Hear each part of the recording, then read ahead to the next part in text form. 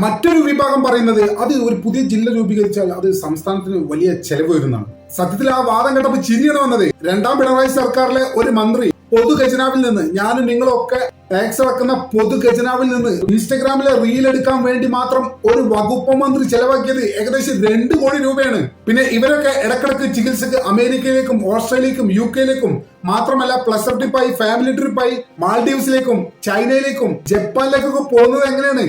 പൊതു ഖജനാവിലെ ക്യാഷ് എടുത്തുകൊണ്ടാണ്. നമ്മളൊക്കെ ടാക്സ് എടുക്കുന്ന പൈസ എടുത്തുകൊണ്ടാണ്. പിന്നെ മാത്രമല്ല വർഷം തോറും ഓരോ മന്ത്രിമാർക്കും ഓരോ MLA-മാർക്കും വണ്ടി മാറ്റണം. പുതിയ വണ്ടി വേണം ഇവർക്കൊക്കെ. ഇതിനൊക്കെ പൈസ എത്ര വേണം? ഇത് വർഷത്തിലാണ് ഇവർ ചെയ്യുന്നത്. നമ്മളൊക്കെ ജീവിതത്തിൽ ഒരു വാഹനം എടുത്തു കഴിഞ്ഞാൽ സാധാരണക്കാരനായ ഒരു മലയാളി ഒരു വാഹനം മാറ്റാൻ ഏതെങ്കിലും ചുരുങ്ങിയ എന്റെ അഭിപ്രായത്തിൽ 10 വർഷമെങ്കിലും എടുക്കും. ആ സ്ഥാനത്താണ് ഇവിടെ അധികാരത്തിലിരിക്കുന്ന ആളുകൾ വർഷാവർഷം വണ്ടി മാറ്റുന്നത്. പിന്നെ അനാവശ്യമായിട്ടുള്ള കുറെ ജാഥകള്, ഫിലിം ഫെസ്റ്റിവല്, കോൺക്ലേവുകള്, ഇതിനൊക്കെ അനാവശ്യമായിട്ടാണ് സർക്കാർ പൈസ ചെലവാക്കുന്നത്. ഇത്തരം ധൂർത്തുകൾക്കൊക്കെ ഖജനാവിൽ നിന്ന് നമ്മുടെയൊക്കെ പൈസ എടുത്ത് ചെലവാക്കുമ്പോൾ ആർക്കും ഒരു പ്രശ്നമില്ല. മലപ്പുറം ജില്ല 2 പുതിയ ജില്ലാ ആസ്ഥാനം വേണമെന്ന് പറയുമ്പോഴാണ് എല്ലാവർക്കും ചെലവിനെ കുറിച്ച് എല്ലാവരും ആലോചിക്കുന്നത്. സത്യത്തിൽ ഈ ധൂർത്തിനൊക്കെ ചെലവാക്കുന്ന പൈസന്റെ 5% പോലും വേണ്ട ഒരു ജില്ല രൂപീകരിച്ച് ഇവിടെ അടിസ്ഥാന സൗകര്യങ്ങൾ നിർമ്മിക്കാനായിട്ട്. അത് മനസ്സിലാക്കണം. അധിക ചെലവെന്നൊക്കെ പറഞ്ഞാൽ കേട്ടോ തോന്നും ഭയങ്കര കരുതലാണ് കേരളത്തിന്റെ കാര്യത്തിൽ. 2 കോടിക്ക് റീലെടുത്ത് പ്രചരണം നടത്തിയ മന്ത്രിമാരുള്ള നാടാത്. ഇവരാണ് നമ്മോട് പറയുന്നത് എന്ത് അത് പുതിയ ജില്ല ഉണ്ടാക്കിയ ഭയങ്കര ചെലവാണ്.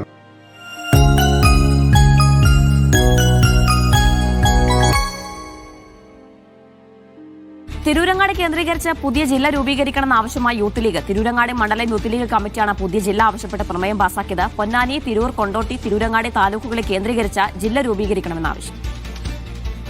എല്ലാ ചാനലുകളും നമ്മളെ വായിച്ച് പറയുക. ഇപ്പൊ മൊത്തം 41 ലക്ഷം, അതായത് 2011 സെൻസസ് പ്രകാരം 41 ലക്ഷം ജനസംഖ്യ.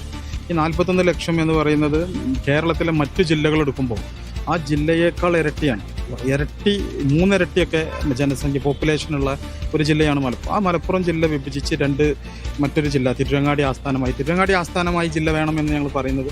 ഇവിടെ സർക്കാരിൻ്റെതായ ഇഷ്ടംപോലെ ഭൂമികളുണ്ട്, അത് ഉപയോഗപ്പെടുത്തിക്കൊണ്ട് കെട്ടിടങ്ങളുണ്ട്, അതൊക്കെ ഉപയോഗപ്പെടുത്തിക്കൊണ്ട് ഇവിടെ ഒരു ജില്ല രൂപീകരിച്ച് ഇവിടുത്തെ ആളുകൾക്ക് വികസനം കൃത്യമായി ജനങ്ങളിലേക്ക് എത്തിക്കുക എന്നുള്ള ഉദ്ദേശത്തിലാണ് ഞങ്ങൾ ഉന്നയിച്ചത്. മലപ്പുറം ജില്ലയിൽ 7 താലൂക്കുകളാണുള്ളത്. ഏറനാട്, നിലമ്പൂര്, പെരിന്തൽമണ്ണ. ഈ 3 താലൂക്കുകൾ കൂട്ടിയാൽ തന്നെ ഏകദേശം 24 ലക്ഷം പോപ്പുലേഷൻ വരും. യൂനസ് അഹമ്മദ് വിശദാംശങ്ങൾ നൽകാനായി. യൂനസ്, എന്താണ് ഇവർ ആവശ്യപ്പെടുന്നത്? ഇവരുടെ പ്രമേയത്തിൽ എന്താണ് പറയുന്നത്? ജിന, മലപ്പുറം ജില്ല വിഭജിക്കണമെന്നുള്ള ആവശ്യത്തിന് കാലങ്ങളുടെ പഴക്കമുണ്ട്. തിരൂർ ആസ്ഥാനമായ ഒരു ജില്ല വേണമെന്ന് പല സംഘടനകളും, മുസ്ലിം ലീഗും അതോടൊപ്പം തന്നെ സമസ്തയും AP വിഭാഗവും മറ്റു എല്ലാ മുസ്ലിം സംഘടനകളും മറ്റ് പൊതുവായ എല്ലാ സംഘടനകളും മലപ്പുറം ജില്ല വിഭജിച്ച് മറ്റൊരു ജില്ല തിരൂർ കേന്ദ്രീകരിച്ച് മറ്റൊരു ജില്ല വേണമെന്നുള്ള ആവശ്യം വളരെ ശക്തമായി ഉയർത്ത കാലങ്ങളായി. ഈ ഒരു സാഹചര്യത്തിലാണ് ഇപ്പോൾ തിരൂരങ്ങാടി മണ്ഡലം മുസ്ലിം യൂത്ത് ലീഗ് കമ്മിറ്റി ഒരു പ്രമേയം പാസ്സാക്കുന്നത്. ആ പ്രമേയത്തിൽ അവർ പറയുന്നത് തിരൂരങ്ങാടി കേന്ദ്രീകരിച്ച് ഒരു പുതിയ ജില്ല രൂപീകരിക്കണമെന്നാണ്. പൊന്നാനി, തിരൂർ അതോടൊപ്പം തന്നെ തിരൂരങ്ങാടി, കൊണ്ടോട്ടി ഈ താലൂക്കുകൾ കേന്ദ്രീകരിച്ച് തിരൂരങ്ങാടി കേന്ദ്രീകരിച്ച് പുതിയ ജില്ല വേണം. അതിന് പ്രധാനമായി അവർ പറയുന്ന ഒരു പ്രമേയം പാസ്സാക്കുക മാത്രമല്ല, കൃത്യമായ പഠനം നടത്തി ഭൂവിസ്തൃതി നോക്കി അങ്ങനെ കൃത്യമായ പഠനത്തിന്റെ അടിസ്ഥാനത്തിലാണ് ഈ ഒരു പ്രമേയം പാസ്സാക്കിയത്, ഈ ഒരു ആവശ്യം ഉന്നയിക്കുന്നതെന്നാണ് യൂത്ത് ലീഗിന്റെ നേതാക്കൾ പറയുന്നത്. പ്രധാനമായി അവർ പറയുന്നത് നിലവിൽ തിരൂരങ്ങാടിയിൽ സർക്കാരിന്റെ നിരവധി ഭൂമികളുണ്ട്, കെട്ടിടങ്ങളുണ്ട്, സിവിൽ സ്റ്റേഷനൊക്കെ വരാനുള്ള സൗകര്യം നിലവിൽ തിരൂരങ്ങാടിയിലുണ്ട്. അതോടൊപ്പം തന്നെ പൊന്നാനിയും കൊണ്ടോട്ടിയും ആ 2 താലൂക്കുകളും അതിന്റെ ഒരു കേന്ദ്രമായി, അതിന്റെ ഒരു മധ്യഭാഗമായി തിരൂരങ്ങാടിയാണുള്ളത്. ആ ഒരു സാഹചര്യത്തിൽ തിരൂരങ്ങാടി കേന്ദ്രീകരിച്ച ഒരു ജില്ല ആവശ്യമാണ് എന്നുള്ളൊരു കൃത്യമായിട്ടുള്ള ഒരു കാര്യമാണ് അവർ ഉന്നയിക്കുന്നത്. എന്നാൽ നമുക്കറിയാം 2011 സെൻസസ് പ്രകാരം 41 ലക്ഷത്തിലേറെ ജനങ്ങളുടെ ജില്ലയാണ് തിരൂരങ്ങാടി. ഇപ്പോൾ നിലവിൽ 2026 എത്തുമ്പോൾ 50 ലക്ഷത്തിലധികം, അരക്കോടിയിലധികം. തിരൂരങ്ങാടി മണ്ഡലം യൂത്ത് ലീഗാണ് പ്രമേയം പാസ്സാക്കിയത്. തിരൂരങ്ങാടി ആസ്ഥാനമാക്കി പുതിയ ജില്ല, മലപ്പുറം ജില്ല വിഭജിച്ച പുതിയ ജില്ല വേണമെന്നാണ് ഇവരുടെ ആവശ്യം. മലപ്പുറം ജില്ല വിഭജിക്കണമെന്ന് ആവശ്യപ്പെട്ട് യൂത്ത് ലീഗ് തിരൂരങ്ങാടി മണ്ഡലമാണ് ഇപ്പോൾ നിലവിൽ പ്രമേയം പാസാക്കിയിരിക്കുന്നത്. ഇതിനോടകം തന്നെ മലപ്പുറം ജില്ലയുടെ വിഭജനം എന്നത് ഒരു രാഷ്ട്രീയ മുദ്രാവാക്യം മാത്രമല്ല, മലപ്പുറം ജില്ലയിലെ ജനങ്ങളുടെ ജീവിതവുമായി ബന്ധപ്പെട്ട് നേരിട്ട് ബാധിക്കുന്ന അനിവാര്യതയായി ഇതിനോടകം തന്നെ മലപ്പുറം ജില്ലാ വിഭജനം മാറിയിട്ടുണ്ട്. അതിനിടയ്ക്ക് ഈ ജില്ലാ വിഭജനത്തെ ഉണ്ടല്ലോ ചില ആളുകൾ എങ്ങനെ കാണുന്നവരോ, മതത്തിന്റെ അടിസ്ഥാനത്തിലൊക്കെ കാണുന്ന ചില വിവരം കേട്ട ആളുകൾ ഇതിന്റെ ഇടയിലൊക്കെ ഉണ്ട്. നമ്മളൊക്കെ നമ്മൾ പലയിടത്തും ഇത്തരം ആളുകളൊക്കെ നമ്മൾ കണ്ടിട്ടുണ്ടാവും. വിവരലേമ ഒരു തെറ്റല്ല, നമുക്ക് കുറ്റം പറയാൻ സാധിക്കില്ല. മുസ്ലിം ഭൂരിപക്ഷ ജില്ല ഉണ്ടാക്കാനാണ് ശ്രമം എന്നാണ് ഇത്തരക്കാരുടെ വാദം. പിന്നീട് ഇത് മുസ്ലിം രാജ്യമാക്കാനുള്ള ആവശ്യവും ഉന്നയിക്കപ്പെട്ടേക്കാമെന്നാണ് ഈ വിവരം കെട്ട ആളുകൾ ഇതിനോടകം തന്നെ ഈ രാജ്യത്ത് പ്രചരിപ്പിക്കുന്ന ഒരു കാര്യം. ഇതിലൂടെ ഇവർ ലക്ഷ്യം വെക്കുന്നത് എന്താണെന്ന് വെച്ചാൽ പച്ചക്കളവുകൾ പറഞ്ഞുകൊണ്ട് ആളുകളിൽ ഭീതി നിറപ്പിക്കുക. അതായത് ഇസ്ലാമോഫോബിയുടെ മറ്റൊരു വശം. ഒരു തരത്തിൽ പറഞ്ഞാൽ ഇസ്ലാമോഫോബിക് ആയിട്ടുള്ള കണ്ടന്റ് ആളുകളിൽ നിറച്ചിട്ട് ആളുകളിൽ ഭീതി പടർത്തുക. അല്ലാതെ യാഥാർത്ഥ്യവുമായി ഈ പറയുന്ന മണ്ടത്തരങ്ങൾക്കൊന്നും യാതൊരു ബന്ധവുമില്ല എന്നുള്ളതാണ് ഒരു വസ്തുത. ആദ്യം തന്നെ ഒരു കാര്യം മനസ്സിലാക്കാം. തിരൂരങ്ങാടി ജില്ല രൂപീകരിക്കണം എന്ന് പറയുന്നത് എന്തെങ്കിലും മതത്തിന്റെ അടിസ്ഥാനത്തിലൊന്നുമല്ല. എന്തുകൊണ്ടാണ് ഈ പുതിയ ജില്ല രൂപീകരിക്കണം എന്ന് പറയാനുള്ള പ്രധാന കാരണം നിങ്ങൾ മനസ്സിലായിട്ടുണ്ടാവും. അതിന് പ്രധാന കാരണം ഭരണ സൗകര്യത്തിനും നാടിന്റെ വികസനത്തിനും വേണ്ടിയാണ്. നിങ്ങൾ മനസ്സിലാക്കുക, കേരളത്തിൽ ഏറ്റവും കൂടുതൽ ജനസംഖ്യയുള്ള ജില്ലയാണ് മലപ്പുറം. 2011 സെൻസസ് പ്രകാരം മലപ്പുറത്തുള്ളത് ഏകദേശം 41 ലക്ഷം ജനങ്ങളാണ്. നിങ്ങളൊന്ന് ആലോചിക്കുക, 2011 ഇപ്പം വർഷം എത്രയായി? 2026 ഉറപ്പായിട്ടും ഈ ജനസംഖ്യ 50 കടന്നിട്ടുണ്ടാവും എന്നുള്ള കാര്യത്തിൽ ഒരു സംശയവുമില്ല. അത് മലപ്പുറത്ത് മാത്രമല്ല, പൊതുവെ കേരളത്തിലും ജനസംഖ്യക്ക് ഉയർന്നിട്ടുണ്ടാവും. നമ്മൾ 3.5 കോടി എന്നൊക്കെ പറയുന്നത് മിക്കവാറും അതൊക്കെ 4 കോടിന്റെ അടുത്ത എന്തായാലും ആയിട്ടുണ്ടാവും. അത്തരത്തിൽ 50 ലക്ഷം ജനങ്ങളുള്ള ഒരു ജില്ലയിൽ സർക്കാർ സേവനങ്ങൾ ഈ 50 ലക്ഷം ജനങ്ങളിൽ എത്തിക്കുക എന്നുള്ളത് വലിയ ടാസ്ക് ആണ്. നിങ്ങൾ കണ്ടിട്ടില്ലേ, മഞ്ചേരി മെഡിക്കൽ കോളേജിൽ പോയിട്ടുള്ളവർക്ക് അറിയാം അവിടുത്തെ എന്താ തിരക്ക്, എന്താ അവിടെയുള്ള ഒരു ക്യൂ. ഒരു ചെറിയ ഓപ്പറേഷന് പോലും മാസങ്ങൾ കണക്ക് ബുക്ക് ചെയ്തിടേണ്ട അവസ്ഥ മഞ്ചേരി മെഡിക്കൽ കോളേജ് ഇപ്പോഴും ഉണ്ട്. വ്യക്തിപരമായിട്ട് എനിക്ക് മാത്രം സംഭവങ്ങളൊക്കെ അറിയാം. അതേപോലെ ഒരു സർക്കാർ ഓഫീസിൽ നിന്ന് ഒരു ഫയൽ നീങ്ങണമെങ്കിൽ എത്ര പ്രയാസം. ഇതൊക്കെ ചെറിയ കാര്യമാണോ? അതുപോലെ തന്നെ വികസനത്തിന് ആവശ്യമായിട്ടുള്ള ഫണ്ട് വീതം വെക്കുമ്പോൾ അത് പലപ്പോഴും മലപ്പുറം ജില്ലയെ സംബന്ധിച്ചിടത്തോളം അപര്യാപ്തമാണ്. മാത്രമല്ല അടിസ്ഥാന സൗകര്യങ്ങളുടെ കുറവ്. അത് നമ്മള് ഈ മഞ്ചേരി മെഡിക്കൽ കോളേജ് മാത്രമല്ല, നിലമ്പൂർ ജില്ലാ ആശുപത്രി, തിരൂർ ജില്ലാ ആശുപത്രി, ഇവിടൊക്കെ പോയാൽ നമുക്ക് കാണാൻ സാധിക്കും. ഇതൊക്കെ മലപ്പുറത്തെ സംബന്ധിച്ചിടത്തോളം ആ നാട്ടിലെ ജനങ്ങൾ നേരിടുന്ന പ്രധാന പ്രശ്നങ്ങളിൽ ഒന്നാണ്. ഒരു നാട്ടില്, ഒരു ജില്ലയിലെ അടിസ്ഥാന സൗകര്യങ്ങൾ പോലും ഇല്ല എന്ന് പറഞ്ഞാൽ എന്താ അവസ്ഥ? നിങ്ങളൊന്ന് ആലോചിച്ച് നോക്ക്. അപ്പൊ ഇത്തരം ഒരു സാഹചര്യത്തിൽ പ്രായോഗികമായിട്ടുള്ള ഒരു പരിഹാരമാണ് ജില്ലാ വിഭജനം. അത് തന്നെ പൊന്നാനി, തിരൂരങ്ങാടി, കൊണ്ടോട്ടി ഈ 4 താലൂക്കുകൾ ചേർന്ന് ഒരു ജില്ലയാക്കിയാൽ, അതായത് തിരൂരങ്ങാടിയെ ആസ്ഥാനമാക്കി ഒരു ജില്ലയാക്കിയാൽ, അതേസമയം ഏറനാട്, നിലമ്പൂര്, പെരിന്തൽമണ്ണ ഈ 3 സ്ഥലങ്ങളും മലപ്പുറം ജില്ലയായിക്കൊണ്ട് തന്നെ പുനഃക്രമീകരിച്ചാൽ അത് യുക്തിസഹസമായ ഒരു പരിഹാര മാർഗം തന്നെയാണ്. അല്ലാതെ ചില വർഗീയവാദികളൊക്കെ പറയുന്ന പോലെ ഇത് ഒരു മതരാജ്യം ഉണ്ടാക്കാനുള്ള പുറപ്പാടൊന്നുമല്ല. യഥാർത്ഥത്തിൽ പുതിയ തിരൂരങ്ങാടി ജില്ല രൂപീകരിച്ചാലേ ആ ജില്ല ഒരിക്കലും ഒരു മുസ്ലിം ഭൂരിപക്ഷ ജില്ല ആവില്ല. അത്തരമൊരു ജില്ലയുടെ രൂപീകരണത്തിന് ശേഷം ആ ജില്ലയിലുള്ള ജനങ്ങളുടെ എണ്ണം എന്ന് പറയുന്നത് ഏകദേശം സമതുല്യമായിരിക്കും. നിലവിലെ സാഹചര്യത്തിൽ തന്നെ തിരൂരങ്ങാടി ഈ മേഖലയിലാണ് വലിയ രീതിയിലുള്ള മുസ്ലിം ജനസംഖ്യ ഉള്ളത്. ഈ കൊണ്ടോട്ടി, പൊന്നാനി എന്നൊക്കെ പറഞ്ഞാല് ഹിന്ദു ജനസംഖ്യയും മുസ്ലിം ജനസംഖ്യയും ഏകദേശം ഒരേപോലെയാണ് വരുന്നത്. അതിൽ തന്നെ കൊണ്ടോട്ടിയിൽ ഹിന്ദുക്കളാണ് ഏറ്റവും കൂടുതലുള്ളത്. മാത്രമല്ല അവിടെ ചെറിയൊരു ക്രിസ്ത്യൻ സമൂഹമുണ്ട്. അതുകൊണ്ട് തന്നെ നമുക്ക് ഉറപ്പായിട്ടും പറയാൻ സാധിക്കും, മതാശ്രിത ജില്ല എന്ന ആരോപണം ഉണ്ടല്ലോ ഇവരൊക്കെ പറഞ്ഞു നടക്കുന്നത്, ഇത് യാഥാർത്ഥ്യത്തെ വളച്ചൊടിച്ചുകൊണ്ടുള്ള രാഷ്ട്രീയ പ്രചരണം മാത്രമാണ്. പിന്നെ മറ്റൊരു സത്യം നിങ്ങൾക്കറിയോ, നിലവിലെ മലപ്പുറം ജില്ല ഉണ്ടല്ലോ, ഇപ്പോൾ ഫംഗ്ഷൻ ചെയ്തുകൊണ്ടിരിക്കുന്ന മലപ്പുറം ജില്ല ഉണ്ടല്ലോ, അതായത് 7 താലൂക്കുകൾ ഉൾപ്പെട്ടിട്ടുള്ള ഇപ്പോഴത്തെ മലപ്പുറം ജില്ല, അവിടെ പോലും ഹിന്ദു ജനസംഖ്യ പത്തനംതിട്ടയേക്കാൾ, കാസർഗോഡിനേക്കാൾ, ഇടുക്കിയേക്കാൾ, കോട്ടയത്തേക്കാൾ കൂടുതലുണ്ട്. അതായത് ഏറ്റവും ചുരുക്കി പറഞ്ഞാൽ മലപ്പുറം എന്നൊരു സ്പെസിഫിക് സ്ഥലത്തിന്റെ പേര് ഉപയോഗിച്ചുകൊണ്ട് ഒരു ജില്ലയെ മതപരമായി ചിത്രീകരിക്കുന്നത് തന്നെ തെറ്റായ രാഷ്ട്രീയമാണ്. ഒരു ജില്ലയിലെ ഭൂരിപക്ഷമോ ന്യൂനപക്ഷമോ നോക്കിയിട്ട് ഭരണപരമായിട്ടുള്ള ആവശ്യങ്ങൾ വിലയിരുത്താൻ നമുക്ക് സാധിക്കില്ല. അവിടെ നമ്മൾ പ്രധാനമായിട്ടും നോക്കേണ്ടത് ജനങ്ങളുടെ ആവശ്യങ്ങളാണ്, വികസനത്തിന്റെ സാധ്യതകളാണ്. എനിക്ക് തോന്നുന്നു ആളുകൾ മലപ്പുറം ജില്ലയെ ഇത്തരത്തിലൊരു നെറേറ്റീവ് കൊടുക്കാനുള്ള പ്രധാനമായിട്ടുള്ള കാരണങ്ങളിൽ ഒന്ന്, പല കാരണങ്ങളുണ്ട്, അതിൽ പ്രധാനമായിട്ടുള്ള കാരണങ്ങളിൽ ഒന്ന് വ്യക്തിപരമായിട്ട് ഞാൻ മനസ്സിലാക്കിയത്, മുസ്ലിം ലീഗ് മലപ്പുറം ജില്ലയിൽ നിന്ന് വലിയ ഭൂരിപക്ഷത്തിൽ സ്ഥിരമായിട്ട് തെരഞ്ഞെടുപ്പ് രാഷ്ട്രീയത്തിൽ വിജയിച്ചുകൊണ്ടിരിക്കുന്ന ഒരു പാർട്ടിയാണ്. മുസ്ലിങ്ങൾ കൂടുതലുള്ളതുകൊണ്ട് മുസ്ലിങ്ങൾക്ക് വോട്ട് ചെയ്തിട്ട് വിജയിക്കുന്നത് കൊണ്ടല്ല മലപ്പുറത്ത് സ്ഥിരമായിട്ട് മുസ്ലിം ലീഗ് തെരഞ്ഞെടുക്കപ്പെടുന്നത്. മലപ്പുറത്തെ ജനങ്ങളെ സംബന്ധിച്ചിടത്തോളം മുസ്ലിം ലീഗ് എന്ന് പറഞ്ഞത് കേവലം ഒരു രാഷ്ട്രീയ പാർട്ടിയല്ല. മലപ്പുറത്തെ എല്ലാ വിഭാഗം ജനങ്ങളെ സംബന്ധിച്ചിടത്തോളം മുസ്ലിം ലീഗ് എന്ന് പറയുന്നത് ഒരു രാഷ്ട്രീയ പാർട്ടി മാത്രമല്ല, അത് അയാളുടെ ജീവിതത്തിന്റെ ഭാഗമാണ്. നിങ്ങൾ അത് മനസ്സിലാക്കണം ആദ്യം. എത്തരത്തിലാണ് മുസ്ലിം ലീഗ് ഓരോ മലപ്പുറത്തുകാരന്റെയും ജീവിതത്തിന്റെ ഭാഗമാകുന്നത്? മലപ്പുറത്തുള്ള ഓരോ ജനങ്ങളുടെയും സാമൂഹിക ജീവിതത്തിൽ മുസ്ലിം ലീഗിന്റെ സാന്നിധ്യം ആഴത്തിൽ പതിഞ്ഞിട്ടുണ്ട്. ഉദാഹരണത്തിന് ഒരു കുടുംബത്തിൽ ഒരു പ്രശ്നം വന്നാൽ, അത് ഭൂമി പ്രശ്നമാവട്ടെ, ആശുപത്രി വിഷയമാവട്ടെ, അല്ലെങ്കിൽ ബ്ലഡ് ആവശ്യമുള്ള കാര്യങ്ങളാവട്ടെ, മലപ്പുറത്തെ സംബന്ധിച്ചിടത്തോളം അവിടെ ഏത് മുക്കിലും മൂലയിലുമുള്ള ആളുകൾ ഒരു പ്രശ്നം വരുമ്പോൾ ആദ്യം വിളിക്കുന്നത് ആരെ?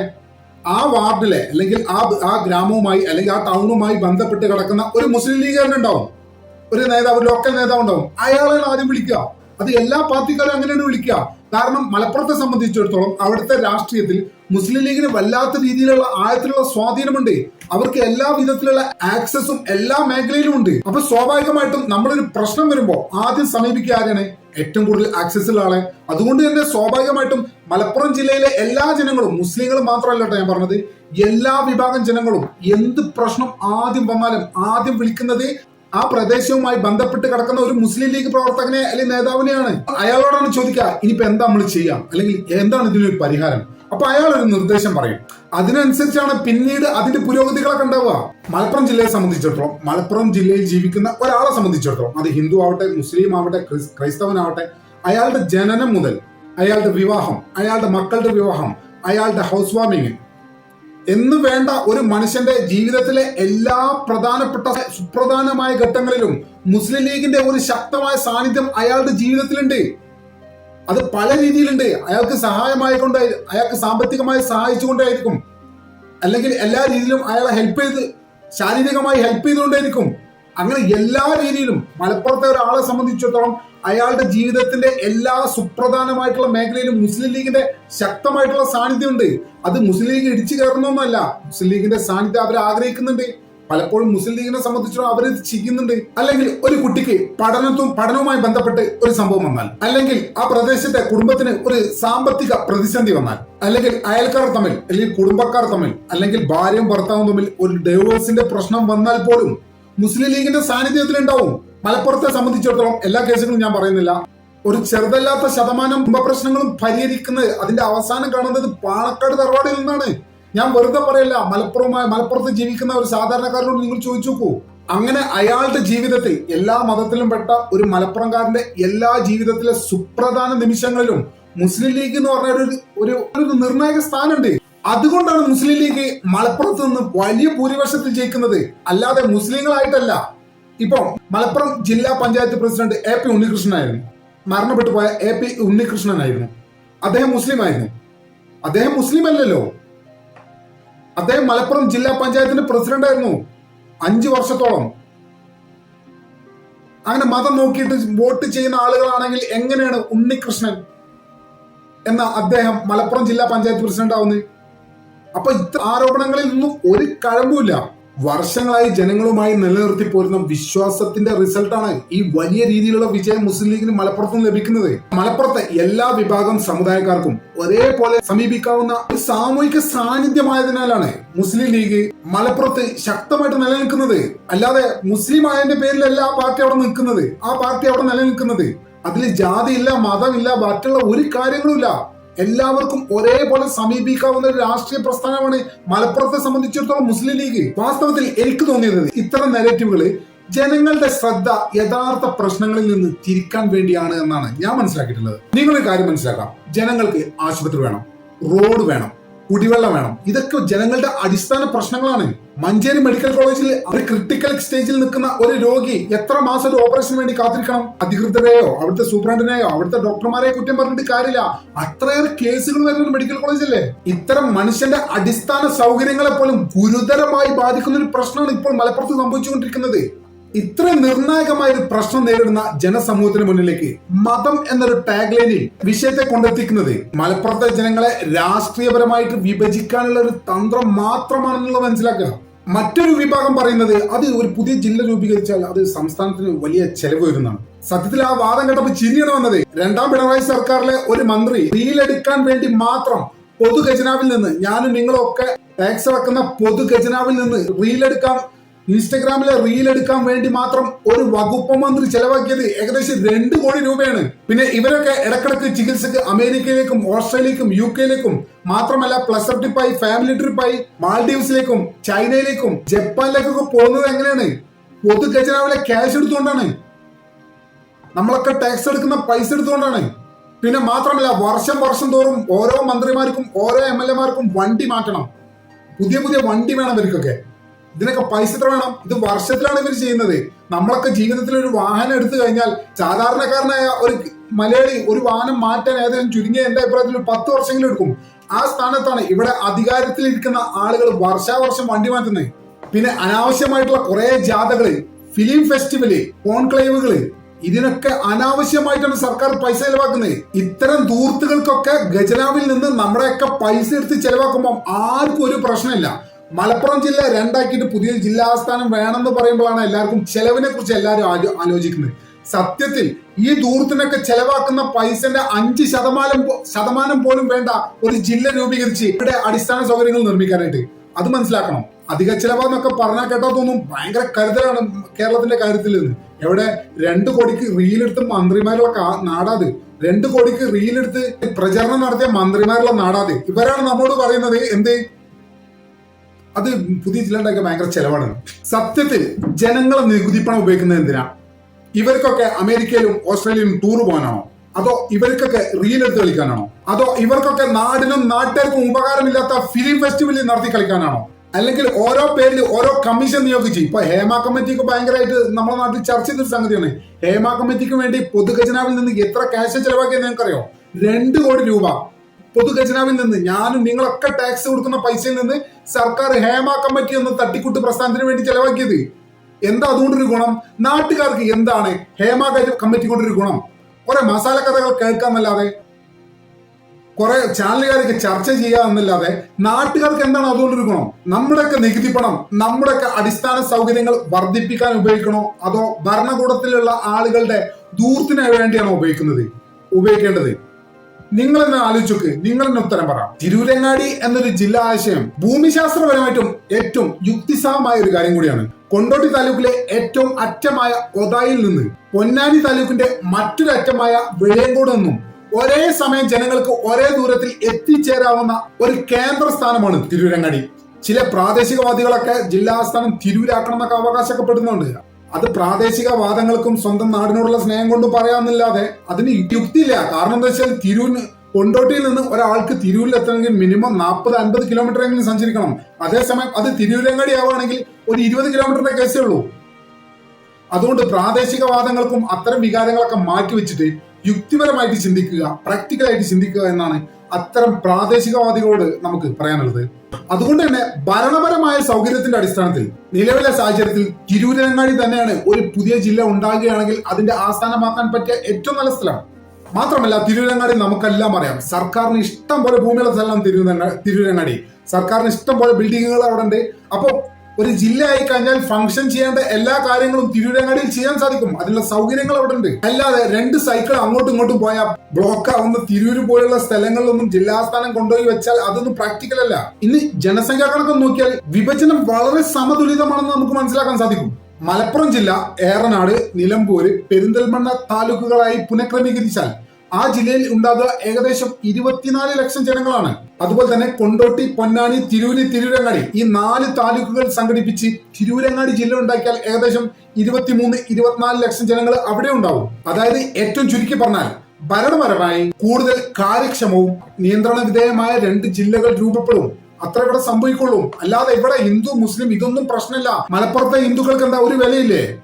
മലപ്പുറത്തെ ഈ അടിസ്ഥാന സൗകര്യങ്ങളുടെ ഈ പ്രശ്നങ്ങള്, ആശുപത്രി പോലെയുള്ള ഈ പ്രശ്നങ്ങള്, കോടതിയിൽ നേരിടുന്ന ഈ താമസിക്കല്, അല്ലെങ്കിൽ വില്ലേജ് ഓഫീസിലോ താലൂക്ക് ഓഫീസിലോ നേരിടുന്ന ഇത്തരത്തിലുള്ള പ്രതിസന്ധികൾ, ഒരു ഗവൺമെന്റ് പേപ്പർ കിട്ടാൻ വളരെയധികം സമയമെടുക്കുന്ന പ്രശ്നങ്ങൾ മലപ്പുറത്തെ മുസ്ലിങ്ങൾ മാത്രമല്ല മലപ്പുറത്തെ ഹിന്ദുക്കൾ നേരിടുന്നുണ്ട്. മലപ്പുറത്ത് വലിയൊരു സംഖ്യ ഹിന്ദുക്കളുണ്ട്. കോട്ടയത്തേക്കാൾ, പത്തനംതിട്ടയേക്കാൾ, വയനാടിനേക്കാൾ, കാസർഗോഡിനേക്കാൾ, ഇടുക്കിയേക്കാൾ ഹിന്ദുക്കൾ മലപ്പുറത്തുണ്ട്. അവരൊക്കെ എന്ത് ചെയ്യും? അതുകൊണ്ട് തന്നെ ഇത് ഒരു പാർട്ടിയുടെ ആവശ്യം മാത്രമല്ല. വർഷങ്ങളായിട്ട് മത സാമൂഹിക സംഘടനകളും പൊതുജനങ്ങളും ഈ ആവശ്യവുമായി മുന്നോട്ട് വന്നിട്ടുണ്ട്. ഇത് തീർച്ചയായിട്ടും ഒരാൾക്കും അവഗണിക്കാൻ കഴിയില്ല ഈ ആവശ്യത്തെ. മുസ്ലിം യൂത്ത് ലീഗ് ഈ വിഷയത്തിൽ ഇപ്പോൾ എത്രാമത്തെ തവണയാണ് ഇടപെടുന്നത്? കാരണം നിലവിലെ മലപ്പുറം ജില്ലയിലെ ഓരോ ആളുകളുടെയും അത്യാവശ്യമായിട്ടുള്ള കാര്യമാണ്. മുസ്ലിം ലീഗ് ഈ വിഷയം തെരഞ്ഞെടുപ്പ് കഴിഞ്ഞിട്ടും ഉപേക്ഷിച്ചിട്ടില്ല എന്നത് തീർച്ചയായിട്ടും അഭിനന്ദിക്കേണ്ട കാര്യം തന്നെയാണ്. സാധാരണഗതിയിൽ ഇത്തരം വിഷയങ്ങളൊക്കെ തെരഞ്ഞെടുപ്പ് അജണ്ട മുന്നിൽ നിർത്തിക്കൊണ്ടാണ് ആളുകൾ അവതരിപ്പിക്കുക. എന്നാൽ മുസ്ലിം ലീഗ് അങ്ങനെയല്ല. ഈ കാര്യം വളരെ ഗൗരവമായി അവരെടുത്തിട്ടുണ്ട്. ഈ ആവശ്യം തെരഞ്ഞെടുപ്പിന് മുന്നിൽ കണ്ട് മാത്രമല്ല അവർ അവതരിപ്പിക്കുന്നത്. ഇത് ജില്ലയെ സംബന്ധിച്ചിടത്തോളം അടിസ്ഥാന പ്രശ്നമായി ഇതിനോടകം തന്നെ മാറിയിട്ടുണ്ട്. കുട്ടികൾക്ക് പഠിക്കാൻ സ്കൂളില്ല, പ്രൈവറ്റ് കോളേജുകളെ ആശ്രയിക്കേണ്ടി വരുന്നു, ചികിത്സിക്കാൻ ആശുപത്രിയില്ല, ഉള്ള ആശുപത്രിയിലാണെങ്കിൽ ഒടുക്കത്തെ ജനത്തിരക്ക്, ഓപ്പറേഷനുകൾ മര്യാദക്ക് നടക്കുന്നില്ല, 2-3 മാസം അല്ലെങ്കിൽ 5-6 മാസമൊക്കെ ബുക്ക് ചെയ്തിടേണ്ട അവസ്ഥ. ഇത്തരം പ്രതിസന്ധി നേരിടുന്നത് മലപ്പുറത്തെ മുസ്ലിങ്ങൾ മാത്രമല്ല, ഏകദേശം 15 ലക്ഷം 16 ലക്ഷം ഹിന്ദുക്കളും ഈ പ്രശ്നം നേരിടുന്നുണ്ട്. ഇവരൊക്കെ എന്ത് ചെയ്യണം? ഈ മതം ജാതിയും പറഞ്ഞവർക്ക് ഇത് പറഞ്ഞ് ഇരുന്നാൽ മതി. മനുഷ്യന്റെ അടിസ്ഥാന പ്രശ്നങ്ങൾ അവന് മാത്രമേ മനസ്സിലാവുള്ളൂ. മതം ജാതിയും പറയുന്നവർക്ക് ഇതൊന്നും വിഷയമല്ല. മനുഷ്യൻ എന്തെങ്കിലും ആയിക്കോട്ടെ, നമുക്ക് അധികാരം പഞ്ചായത്ത് പ്രസിഡന്റ് ആയാൽ മതി, താലൂക്ക് പ്രസിഡന്റ് ആയാൽ മതി, ഇതായിരിക്കും ചിന്ത. സാധാരണക്കാരനെ സംബന്ധിച്ചിടത്തോളം ഇതല്ല അവന്റെ പ്രശ്നം, അവന്റെ ജീവിത പ്രശ്നമാണിത്. ഇതിനോടകം തന്നെ വളരെ ഗുരുതരമായി ഇത് മാറിയിട്ടുണ്ട്. സാധാരണക്കാരന്റെ മക്കൾ പഠിക്കാൻ എവിടെ പോണം? അതിന് മാത്രം സ്കൂളുകൾ ഇവിടെ ഇല്ല, അതിനുള്ള സൗകര്യങ്ങൾ ഇവിടെ ഇല്ല. തെക്കൻ ജില്ലകളിലൊക്കെ ക്ലാസ്സുകളിൽ സീറ്റ് ഒഴിഞ്ഞു കിടക്കാന്നാ പറയുന്നത്. അതേസമയത്ത് മലപ്പുറം ജില്ലയിലെ ഒരു സ്കൂളില് 70-80 കുട്ടികളാണ് ഒരു ക്ലാസ്സിൽ പഠിക്കുന്നത്. ഇതെങ്ങനെ പ്രോപ്പറായിട്ട് മുന്നോട്ട് കൊണ്ടുപോകാൻ സാധിക്കും? ഒരു ടീച്ചർ 80 കുട്ടികൾക്ക് ക്ലാസ് എടുക്കുക. നിങ്ങൾ സങ്കല്പിച്ചു നോക്കിയേ, എത്ര ഭീകരമാണ് ആ അവസ്ഥ. അതുകൊണ്ട് തന്നെ മലപ്പുറം ജില്ലാ വിഭജനം എന്ന് പറയുമ്പോൾ അതിനെ വർഗീയമായി കാണാതെ വികസനമായി കാണാനുള്ള ഒരു കണ്ണ് എല്ലാവർക്കും അത്യാവശ്യമായിട്ട് ഉണ്ടാകേണ്ടതുണ്ട്. ജനങ്ങൾക്ക് വേണ്ടത് വികസനമാണ്, ജനങ്ങൾക്ക് വേണ്ടത് വേഗത്തിലുള്ള സേവനമാണ്. മലപ്പുറത്തിന്റെ മുഖച്ഛായ മാറ്റണമെങ്കിൽ മലപ്പുറത്തെ ജനങ്ങളുടെ അടിസ്ഥാന സൗകര്യങ്ങളിലുള്ള നിലവിലെ അപര്യാപ്തത മാറ്റണമെങ്കിൽ തിരൂരങ്ങാടി ജില്ല വന്നേ പറ്റുള്ളൂ. വേറെ മാർഗങ്ങളില്ല. നിങ്ങൾ അതൊന്നും മനസ്സിലാക്ക്. മുട്ടാപ്പോക്ക് ന്യായങ്ങളും പച്ചക്കള്ളങ്ങളും പറഞ്ഞ് ജനങ്ങളെ തെറ്റിദ്ധരിപ്പിക്കാൻ ശ്രമിക്കുന്ന ആളുകളോട് നമുക്ക് ഒന്നേ പറയാനുള്ളൂ, ഇത് മലപ്പുറത്തെ സംബന്ധിച്ചിടത്തോളം ഒരു മതത്തിന്റെ വിഷയമല്ല. ജനങ്ങളുടെ അവകാശത്തിന്റെ, അടിസ്ഥാന സൗകര്യത്തിന്റെ, ആരോഗ്യത്തിന്റെ, വിദ്യാഭ്യാസത്തിന്റെ, അങ്ങനെ ജനങ്ങളുടെ അടിസ്ഥാന സൗകര്യങ്ങളുടെ അടിസ്ഥാന ആവശ്യങ്ങളെ ഏറ്റവും ഗുരുതരമായി ബാധിക്കുന്ന ഒരു കേസാണിത്. മലപ്പുറം ജില്ലയെ വിഭജിക്കണം എന്ന് പറയുന്നത് അതിന് അത്തരത്തിലൊരു നിറം നൽകേണ്ട യാതൊരു കാര്യവുമില്ല. അതൊരു അനിവാര്യതയായി ഇതിനോടകം തന്നെ മാറിയിട്ടുണ്ട് എന്നുള്ളത് ഈ പറയുന്ന ആളുകളൊക്കെ ദയവായിട്ട് മനസ്സിലാക്കുക. നമ്മുടെ ചാനൽ ഇതുവരെ സബ്സ്ക്രൈബ് ചെയ്യാത്ത ആളുകൾ ഇപ്പോൾ തന്നെ സബ്സ്ക്രൈബ് ചെയ്ത് പിന്തുണ നൽകണമെന്ന് വളരെ വിനീതമായ മറ്റൊരു വീഡിയോ ഒട്ടും വേഗം തന്നെ കാണാമെന്ന പ്രതീക്ഷ വിട പറയുന്നു.